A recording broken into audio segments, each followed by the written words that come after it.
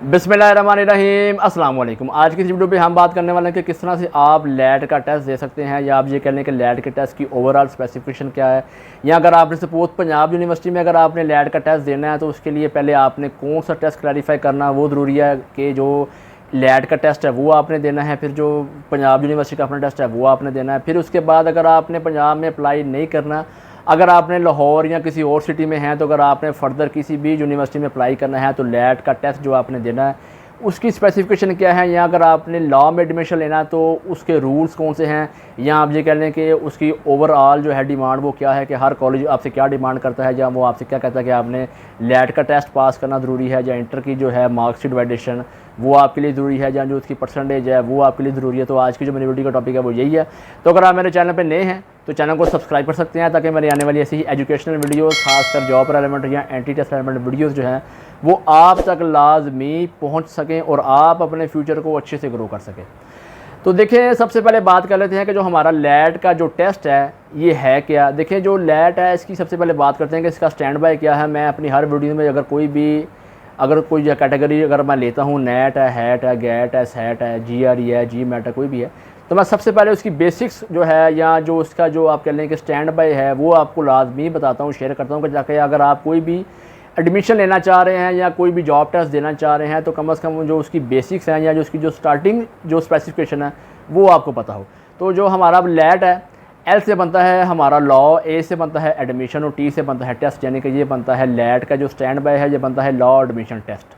चलें, ये तो हो गया ना इसका स्टैंड बाय। तो अब बात करते हैं कि अगर आपने सपोज लाहौर से हैं, या अगर आप किसी भी पूरे पाकिस्तान की कंट्री जैसे किसी भी सिटी से अगर आप हैं, या सपोज़ अगर आप लाहौर में आके पंजाब यूनिवर्सिटी में अगर आपने अप्लाई करना है लॉ के लिए, तो आपने स्टार्टिंग पहले कौन सा टेस्ट जो है वो पास करना है, फिर उसके बाद आपने HEC का लैट का टेस्ट देना है, वो कौन सा है। देखिए, जो हमारा पंजाब यूनिवर्सिटी है इसने 2023 में नया रूल निकाला है कि उसने कहा है कि पहले हमारा जो अपना टेस्ट है स्टूडेंट पहले वो पास करेगा, उसका नाम है PUA। उस पर भी मेरी एक वीडियो बनी है, उसका लिंक मैं जो है डिस्क्रिप्शन में दे दूंगा। अगर आपने उसकी स्पेसिफिकेशन देखनी है तो वो भी आप देख सकते हैं, क्योंकि अगर मैं वो टेस्ट को भी लैट के टेस्ट के अंदर इंक्लूड करता हूँ तो फिर मेरी वीडियो काफ़ी लंबी होती है, इसलिए मैंने उस पर एक लैदा से वीडियो शूट की हुई है, तो उस पर जो है लैदा से आपको जो है स्पेसिफिकेशन मिल जाएगी। तो लिहाजा फिर भी थोड़ा बहुत उसका ओवरव्यू है वो मैं आपको दे दूँगा इसी वीडियो में। तो अगर आपने वो वीडियो देखनी भी हो तो फिर आप जो है डिस्क्रिप्शन में जाके आप जो है वो वीडियो आप जो देख सकते हैं कि PU हमारा जो A है, आर्ट्स की कैटेगरी है, उसमें लैट की स्पेसिफिकेशन क्या है, या अगर आपने PU का टेस्ट देना तो उसकी स्पेसिफिकेशन ओवरऑल क्या है। तो देखिए, सबसे पहले बात करते हैं कि अगर आपने पंजाब यूनिवर्सिटी में अगर आपने लॉ का टेस्ट देना है तो यूनिवर्सिटी ये कहती है कि आपने उससे पहले हमारा एक टेस्ट है उसको क्लैरिफाई करना है। अगर आप उसे क्लैरिफाई करते हैं उसके बाद आप HEC का टेस्ट लैट का वो क्लैरिफाई करते हैं। ये दोनों को क्लैरिफाई करने के बाद अगर आपकी इंटर की परसेंटेज और आपके लॉ टेस्ट की परसेंटेज और जो हमारा पंजाब का अपना टेस्ट है उसकी परसेंटेज अगर आपकी फिर उसके मुताबिक अगर जो है परसेंटेज बनती हुई फिर आपको एडमिशन मिलेगा, वरना वो आपको एडमिशन नहीं देता। तो सबसे पहले बात करते हैं कि अगर आपने FSC की है, आपने ICOM किया है, सपोज़ अगर आपने इंजीनियरिंग पढ़ी है, मेडिकल पढ़ा है, तो अगर उसके बाद अगर आप LLB करना चाहते हैं तो आपने PUA का टेस्ट आपने देना है। अगर आप वो टेस्ट को पास करेंगे सबसे पहले, उसके बाद जो है आपने जो है लॉ का टेस्ट देना है। HEC जो कंडक्ट करती है उसका सिलेबस जो है वो मैं आपसे शेयर करने जा रहा हूँ कि देखें कि सबसे पहले जो हमारा लैट है उसका टेस्ट जो है उसमें हमारा जो 100 नंबर है, ये हमारा टेस्ट जो है वो तकरीबन 100 नंबर का है। सबसे पहले इसमें जो है हमारा ऐसे है वो 200 मार्क्स का मैक्सिमम आपने राइट करना है, वो चाहे इंग्लिश में राइट कर लें या उर्दू में आप राइट कर लें, ये आपकी मर्ज़ी है।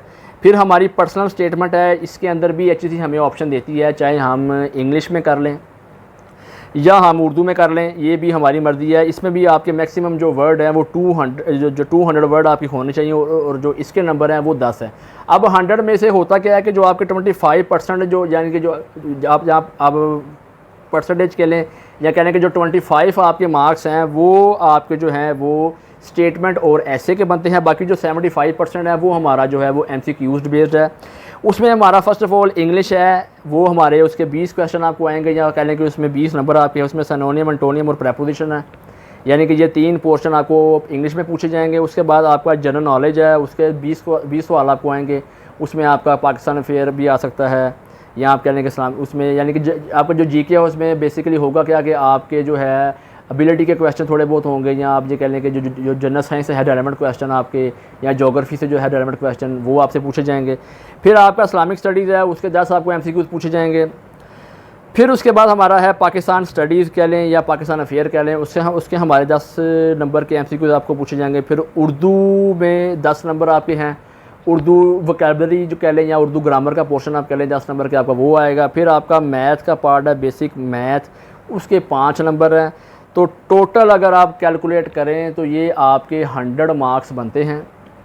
आपकी जो पासिंग रेशो है वो 50% है। तो लिहाजा जब भी कभी आपने लैट का टेस्ट देना है, ये स्पेसिफिकेशन आपने अपने माइंड में रखनी है कि लैट का जब हमने टेस्ट जो है देना है, उसमें उसके जो हमारे जो मार्क्स हैं वो 100 हैं। उसमें अगर हमने उसको पास करना है तो मैक्सिमम हमारे पास जो है 50 जो है मार्क्स हमने लेने हैं। 100 में से परसेंटेज भी उसकी 50 बनती है। और अगर आप जो है मार्क्स की बात करें तो वो भी 100 में से 50 ही बनते हैं कि अगर आप 50 मार्क्स लेते हैं तो ही HEC आपको पास जो है कंसीडर करता है, वो रिज़ल्ट कार्ड आपको इशू करता है, जिस बेस पे आपको फ़र्दर किसी भी लॉ कॉलेज में जो है एडमिशन मिल सकता है। अगर आप इसे पास नहीं करते तो लिहाजा वो फिर आपको रिज़ल्ट कार्ड यानी कि नहीं देगा, वो टेस्ट आपको दोबारा जो है देना पड़ेगा। तो लैट का जो टेस्ट है, स्टूडेंट जब एक दफ़ा टेस्ट देते हैं तो फिर परेशान हो जाते हैं कि क्या ये टेस्ट दोबारा होगा या हमने अगले साल टेस्ट देना है। ऐसा नहीं है।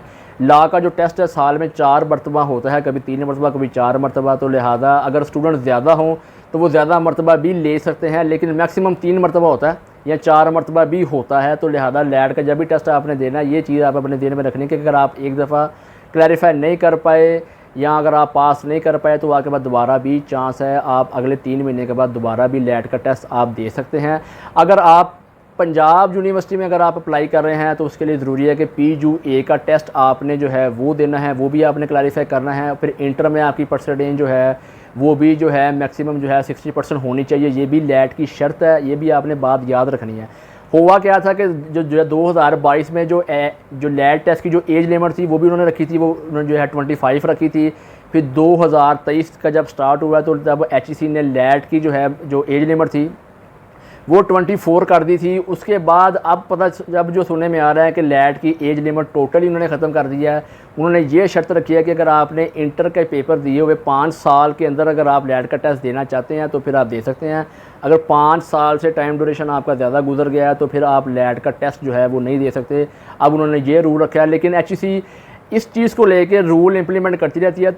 तो लिहाजा जब भी आपने लैट का टेस्ट देना है, ये आपने जो है इन्फॉर्मेशन HEC से ले लेनी है कि वो एज लिमिट क्या कंसीडर कर रही है, वो 24 कर रही है, 25 कर रही है, या जो इस दफ़ा उन्होंने कहा कि आपके इंटर के बाद अगर आपके 5 साल गुजर गए हैं तो आप लैट का टेस्ट जो है वो नहीं दे सकते। तो ये तो थी ना लैट की स्पेसिफिकेशन HEC को लेके।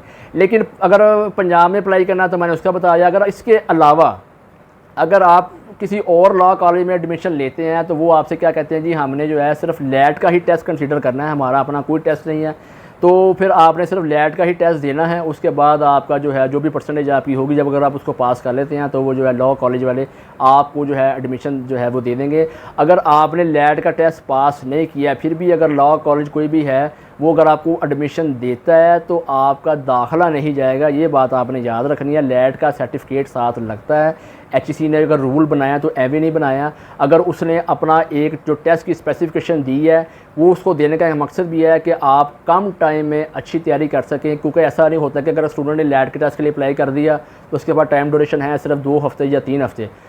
तो जो 3 हफ्तों की जो उसने तैयारी करनी है वो उसने इसी ही बेस पे करनी है। जो 100 मार्क्स की डिवाइडेशन मैंने आपके साथ शेयर की है, इसको शेयर करना का भी एक मकसद है कि अगर आप लैट की टेस्ट की तैयारी कर रहे हैं तो इसी ही बेस पे करें, इससे आगे ना चलें। इससे अगर आप चलते हैं तो फिर आपकी जो है सेल्फ़ स्टडी हो जाती है। सेल्फ़ स्टडी की देखें कोई लिमिट नहीं है, ना ही कोई एज लिमिट है, ना ही कोई उसकी हद है।